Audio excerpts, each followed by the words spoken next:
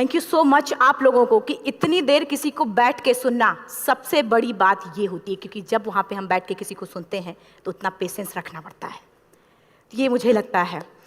और एक्चुअली मैं 26 साल की हूँ। 2011 में चलती ट्रेन से मुझे कुछ बदमाशों ने, मैं वॉलीबॉल चैंपियन भी रह चुकी हूँ, 2011 में चलती ट्रेन से मुझे बदमाशों ने एक गोल्ड चेन पहनी थी, चलती ट्रेन से मुझे उठा के बाहर फेंक दिया था। लखनऊ से दिल्ली आ रही थी मैं। कंपार्टमेंट में बहुत सारे, जनरल कंपार्टमेंट था, बहुत सारे लोग थे, किसी ने मना नहीं किया। एक प्लेयर का जो स्पिरिट होता है वो अपने आप, जब कोई छीनने की कोशिश करता कुछ भी वो देता नहीं है, तो मेरे में भी था, मैंने मना किया और उन्होंने मुझे चलती ट्रेन से वो 4-5 तो उन्होंने बाहर फेंका। दुर्भाग्य ये था कि उसी समय दूसरी ट्रैक से ट्रेन आई और मैं उस ट्रेन में टकराई, फिर नीचे गिरी, दोनों ट्रेनें निकल गईं। कुछ देर बाद मैंने हाथ को ऐसे रख के उठने की कोशिश किया तो देखा कि मेरा पैर कट चुका था। थाई को उठा के देखा, मेरा पैर ऐसे जीन्स में लटका हुआ था, ब्लड फोर्सफुली निकल रहा, दूसरे पैर की हड्डियाँ टूट टूट के बाहर निकल चुकी थी। पूरी रात में चिल्लाती रही ट्रैक पे, छोटे छोटे पत्थर होते ऐसे चिल्लाती रही कि कोई बचा ले, कोई नहीं आया बचाने। और जब चिल्लाते चिल्लाते इतना कि मुझे दिखाई भी देना बंद हो गया, जब ट्रेन आता था तो वाइब्रेट होता था। इतना ही नहीं, फ्री का इन्विटेशन भी लोगों को मिल गया था, कुछ लोगों को। ट्रैक पे आपने ट्रेन की ट्रैक पे छोटे छोटे चूहे देखे होंगे, मेरे कटे हुए पैर पे आग के मेरे पैर कुतर रहे थे। मेरा मैं ब्रेन कॉन्शियस मेरा पूरा काम कर रहा था मेरे, लेकिन बॉडी में कोई भी मूवमेंट नहीं था। पूरे पल में वही चीज़ें सोच कि कैसे मैं अपने आप को कैसे बचा पाऊँ। लेकिन करीब पूरी रात ऐसे बीता। सुबह गांव वालों ने मुझे बरेली डिस्ट्रिक्ट हॉस्पिटल यूपी में है, वहाँ पे हुआ था ये। सुबह गांव वालों ने मुझे उठाया, डिस्ट्रिक्ट हॉस्पिटल ले जाके रखा, तो फार्मासिस्ट, डॉक्टर, सीएम जितने लोग थे आपस में बातें कर रहे हैं, अरे हमारे पास तो एनेस्थीसिया नहीं है, ब्लड नहीं है, इसका इलाज शुरू करें तो हम कैसे करें। मुझे भी नहीं दिखाई तो नहीं, लेकिन मेरा सुनाई दे रहा था सब कुछ वहाँ पे। कहाँ से हिम्मत आई मुझे भी नहीं पता। मैंने बोला वहाँ पे कि सर जब मेरा पूरा पैर कटा, तब मैंने इतनी देर रेलवे ट्रैक पे थी, मैं उस चीज़ को बर्दाश्त किया, तो अभी तो आप मेरे अच्छे के लिए मेरे पैर काटेंगे। शायद आपको यकीन नहीं होगा, या फिर कभी आप लोगों ने ये चीज़ नहीं देखी, कोई डॉक्टर या फार्मासिस्ट अपना ब्लड दे के किसी पेशेंट को बचाया। मेरी इस बात को सुनने के बाद वहाँ के डॉक्टर और फार्मासिस्ट दोनों ने एक एक यूनिट ब्लड दिया और मेरे पैर को बिना एनेस्थीसिया अलग कर दिया गया। आज भी मैं उस दर्द को महसूस करती हूँ, जब भी मैं जब बोलती हूँ तब मैं वो चीज़ें महसूस करती हूँ।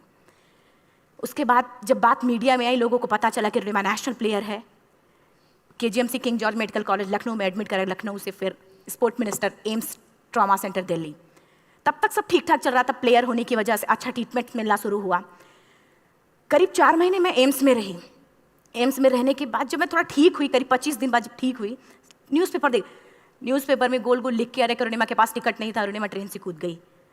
उसका खंडन किया घर वालों ने, फिर बोला कि अरुणिमा सुसाइड करने गई थी। जिस लड़की का शरीर का एक अंग कट चुका, पूरी जिंदगी का पता नहीं, व्हील चेयर है, बैसाखी या पता, यहाँ तक कि मेरे स्पाइन में 3 फ्रैक्चर था, मुझे ये भी नहीं पता था कि मैं बेड से उठ भी पाऊंगी कि नहीं। अंदाजा लगाया जा सकता, सिर्फ अंदाजा लगाया जा सकता है कि उसकी दिलो दिमाग पे क्या चल रहा होगा, उस परिवार की क्या स्थिति रही होगी, जब जिस परिवार की एक यंग एज लड़की का इस तरीके का सिचुएशन हुआ हो। फिर भी कहते हैं कि जहाँ चाह होती वहाँ राह मिली जाती है।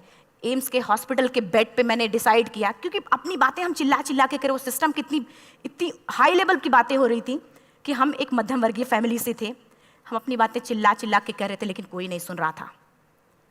लेकिन कहते हैं मैंने अपने दिल, दिमाग, अंतरात्मा से ये चीज़ सोच ली कि ठीक है, आज आपका दिन है, जितना चाहो बोल लो, एक दिन तो मेरा दिन आने वाला, मैं प्रूफ कर दूंगी कि मैं क्या हूँ, मैं क्या थी, ये मैं प्रूफ कर दूंगी। हॉस्पिटल के बेड पे डिसाइड किया वॉलीबॉल लाइफ का सबसे टफ गेम करना है, तब मैंने माउंटेनिंग चुना। जब मैंने माउंटेनिंग कहने और करने में बहुत फ़र्क होता है। जब मैंने माउंटेनिंग की बात सोची और लोगों के सामने, सबसे बड़ी चीज़ थी सही गाइडेंस में ट्रेनिंग लेना, दूसरा स्पॉन्सरशिप। इतना बड़ा एक साथ तो मैंने 40 से 50 लाख मैंने वाकई में कभी नहीं देखे थे पहले। मेरे लिए बहुत बड़ी चीज़ थी वो इकट्ठा कर पाना। जब मैंने लोगों के सामने रखा कि मैं माउंटेनिंग करना चाहती हूँ, एवरेस्ट के लिए मुझे ट्राई करना है, हर किसी ने मुझे बोला कि क्या है, पागल हो चुकी हो क्या, तुम्हारा दिमाग खराब हो चुका, तुम कभी नहीं कर सकती माउंटेनिंग, एक पैर आर्टिफिशियल है, दूसरे में रॉड है, तुम्हारा दिमाग खराब है, स्पाइन में भी फ्रैक्चर है, तुम पागल हो गए, चुपचाप कोई नौकरी करो, जीवन यापन करो। क्योंकि लोगों का सबसे बड़ा प्रॉब्लम ये होता, लोग फिजिकल देखते, पैरों को मेरी अंतरात्मा में क्या चल रहा था वो तो किसी को पता ही नहीं था। मुझे लगता है कि आज यहाँ पे मैं भी सुबह से देख रही हूँ, इतने अच्छी चीज़ें मैंने सीखी यहाँ पे। बहुत बड़े बड़े स्पीकर को शायद आप लोगों ने भी सुना, आज मैं भी आपको यहाँ पे कि चाहे जितना मोटिवेट करूँ, चाहे जितना चीज़ें मैं बताऊँ, लेकिन मुझे लगता है सबसे बड़ा मोटिवेटर कौन होता? आप खुद। जिस दिन किसी भी लक्ष्य के प्रति आपकी अंतरात्मा जाग गई, आपको कोई नहीं रोक सकता उस लक्ष्य को पाने में। ये मैं किताब से बातें नहीं बोल रही हूँ, ये मैं एक एक पल मैंने मैं कोई भी किताब की बातें नहीं, एक एक पल आज जो मेरा 26 साल का एक्सपीरियंस है वो मैं बता रही हूँ सिर्फ आपको। उसके बाद किसी तरीके से मैनेज किया मैंने। भाई साहब, मेरा परिवार मेरा बैकबोन था। परिवार ने मुझे, भाई साहब ने मुझे कहा कि मैडम बछेंद्री पाल जिन्होंने 1984 में एवरेस्ट समिट किया, उनसे मिलते हैं, वो जरूर कुछ ना कुछ करेंगे। हॉस्पिटल से निकलने के बाद मेरे राइट लेग में स्टिचेस लगी थी। मैंने डायरेक्टली घर जाने की बजाय, जब लोग ये सोचते हैं कि मुझे अपना जीवन यापन कैसे करना है, जब लोग ये सोचते हैं कि मुझे अपनी ज़िंदगी के, मेरे दिमाग में सिर्फ 2 चीज़ें चल रही थी, मुझे इनका जवाब कैसे देना है और एवरेस्ट समिट कैसे करना है।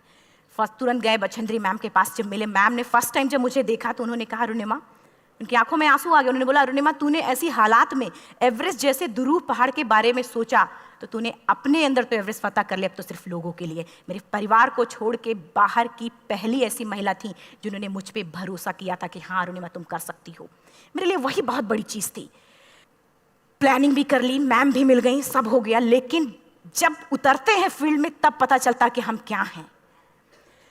रोड हेड से मैं पहुंच गई। मैडम ने कहा कि ठीक है, तुम्हारे कहने, तुम्हारे सोचने से कुछ नहीं होगा अरुणिमा, प्रूफ करो कि कर सकती हो। मैंने कहा बस एक मौका चाहिए मुझे। वाकई में जब मैं माउंटेन में पहुंची, रोड हेड से बेस कैंप लोगों को 2 मिनट लगता था, मुझे 3-3 घंटे लगते थे, क्योंकि मेरे राइट लेग की हड्डियां भी नहीं जुड़ी थी। लेफ्ट मेरा आर्टिफिशियल लग चुका था, लेकिन स्टंप एकदम रेड, उसका मतलब घाव एकदम नए थे।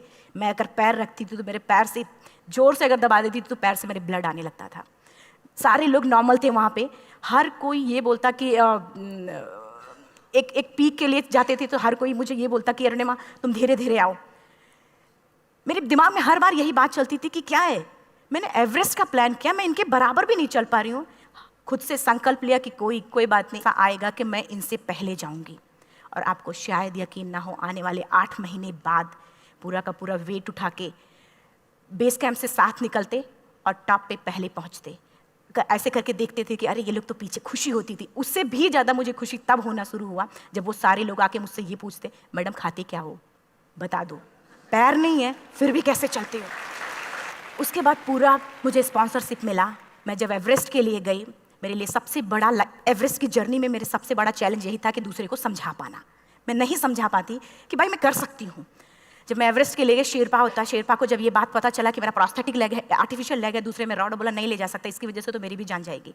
मैडम ने, हमने सबने कन्विंस किया किसी तरीके से।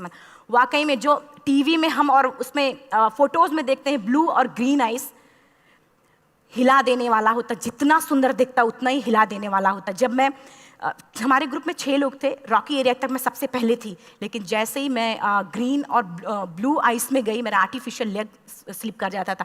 फ्रंट पॉइंटिंग से जब मैं फ्रंट क्रैम्पोन से फ्रंट पॉइंटिंग मारती थी, लेफ्ट से पेन होता था तब भी करते, लेकिन आर्टिफिशियल जैसे फ्रंट पॉइंटिंग मूव हो जाता, मेरा पैर ही मूव हो जाता था।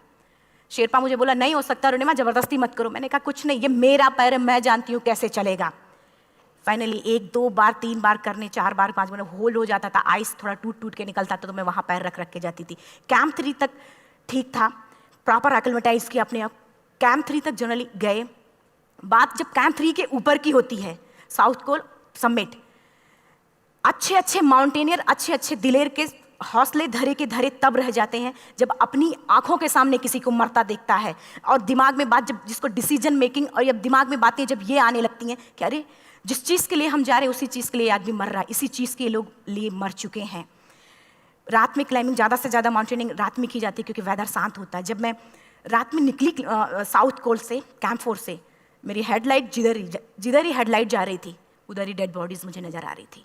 मेरे रोंगटे खड़े हो रहे थे, मुझे समझ में नहीं आ रहा था कि मैं करूँ तो क्या करूँ। इतना ही नहीं, मैं जिस रोप में थी उसे जा रही हूँ और एक बांग्लादेशी, उनका हाथ हल्का ऐसे हिल रहा, मुंह से आवाज आ रही थी। मैं एक्सप्लेन नहीं कर सकती मुझे कितना डर लग रहा था। बार बार ये बार बार मन में आती, इसका ऑक्सीजन खत्म हुआ है, ये मर चुका है लास्ट सिचुएशन में, और हम कुछ नहीं कर पा रहे हैं, क्या करें। उसके बाद मैंने 10 से 15 मिनट सिर्फ मैं वहाँ खड़ी रही।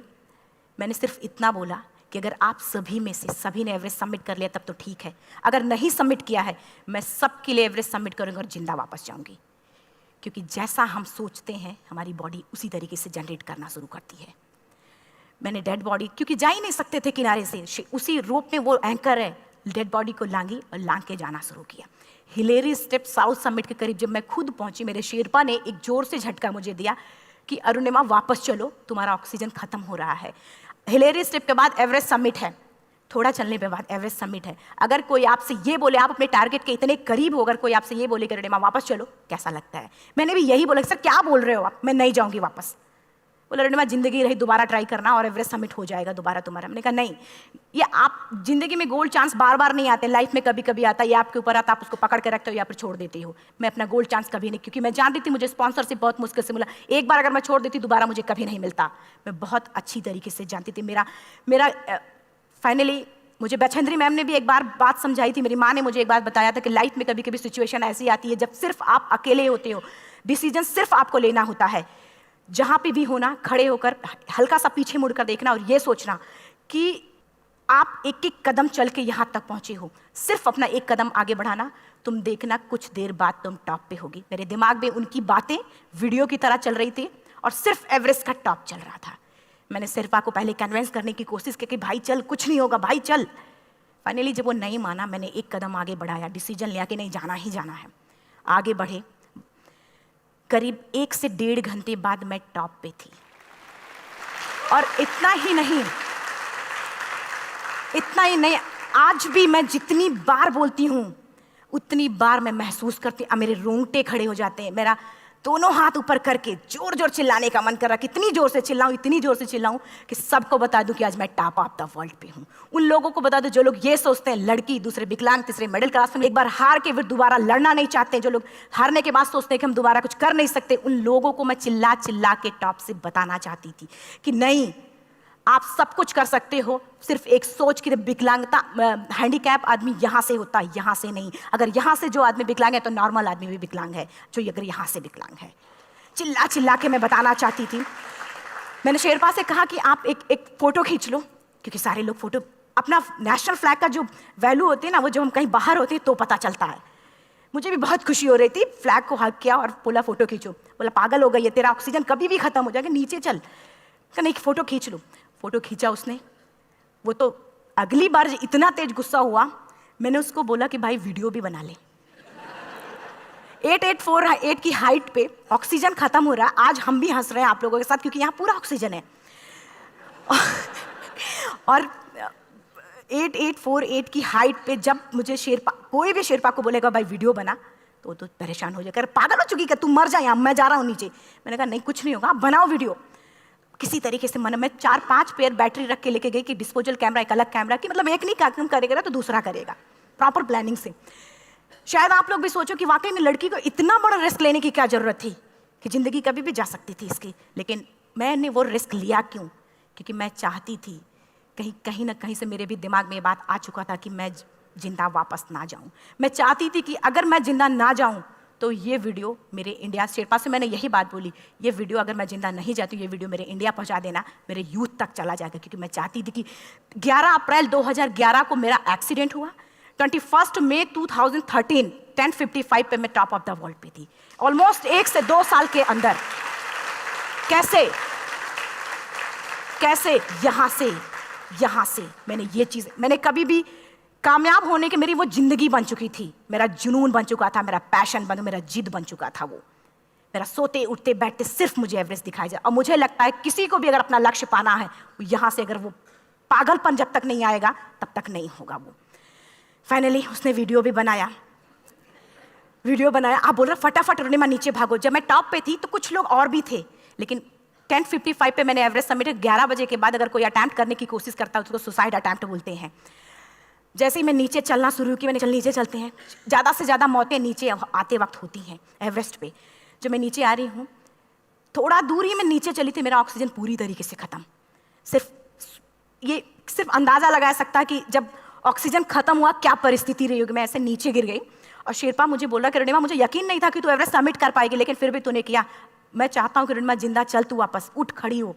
मुझे खड़ा करने की वो कोशिश कर रहा था बार बार, मैं खड़ी नहीं हो पा रही थी, वाकई में दम ही नहीं था। लेकिन फिर भी कहते हैं कि जैसे हमारे नियम होते हैं वैसे ऊपर वाले के भी नियम हैं। उसकी लिस्ट में जब मेरा नाम नहीं है तो वो मुझे नहीं ले जा सकता।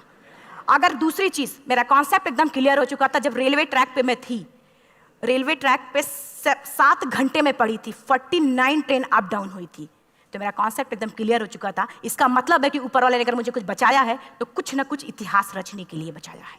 मैंने पॉजिटिव तरीके से सोचा। और उसी समय एक ब्रिटिश क्लाइंबर नीचे से ऊपर आ रहा था और उसके पास 2 ऑक्सीजन, तो उसने एक को वहीं फेंका और दूसरे को लेके नीचे जाना शुरू किया क्योंकि वेदर ख़राब था। मेरा शेरपा मुझे एंकर किया और जाने लगा नीचे, और वो फटाफट उसको लेके आए, मुझे लगाया।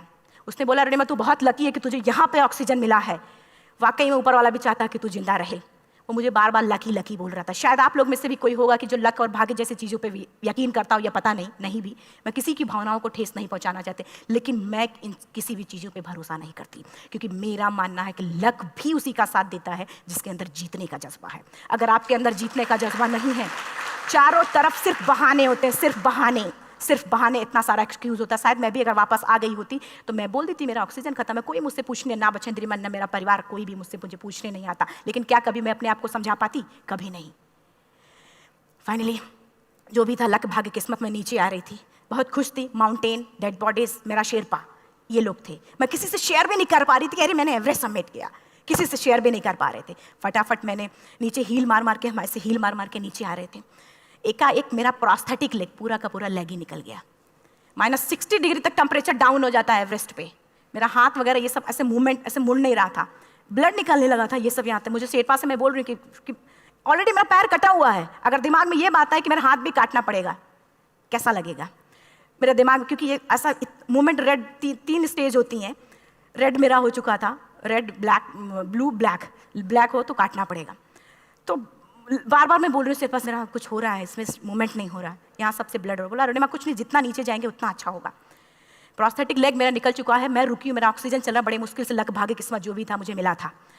शेरपा मेरे आगे है, लास्ट मोमेंट तक वो मुझे बोलेगा, अगर वो मैं नहीं चलती वो मुझे छोड़ के चला जाए। गलती उसकी भी नहीं होती, क्योंकि वो क्या करे, क्लाइंबर की वजह से या तो अपनी जान वो भी दी, गलती उसकी भी नहीं है।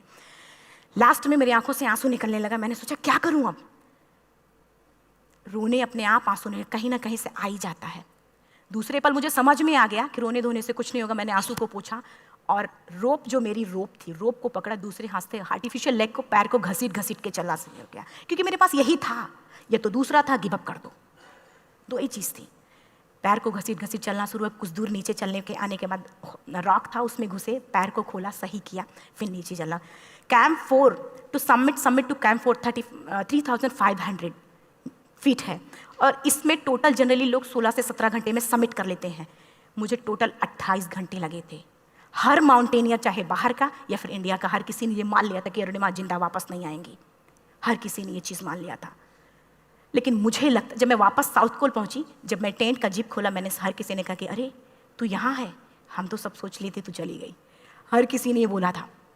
फिर सब खुशी मना रहे थे हम सब। देखिए, ये सब बताने का मेरा सिर्फ एक मकसद था कि सब कुछ हम में है, हम जैसा चाहें वैसा कर सकते हैं। ऑलरेडी टाइम हो चुका है। मैं एक 4 लाइन की पंक्ति सिर्फ बोलूँगी। मैं एक्चुअली, मेरा एम है कि मैं वर्ल्ड के जो कॉन्टिनेंट हैं, कॉन्टिनेंट के हाईएस्ट पीक समिट करूँ। एशिया का एवरेस्ट हो चुका है, अफ्रीका किलिमंजारो हो चुका है, यूरोप का एल्ब्रूस हो चुका है। 23 नवंबर को मैं जा रही हूँ ऑस्ट्रेलिया हाईएस्ट पीक के लिए। बस आप लोगों की गुड विशेस चाहिए। और 4 लाइन, अभी तो इस बाज की असली उड़ान बाकी है, अभी तो इस बाज की असली उड़ान बाकी है, अभी तो इस परिंदे का इम्तहान बाकी है, अभी अभी मैंने लांघा है समुद्रों को, अभी तो पूरा आसमान बाकी है। Thank you so much, thank you.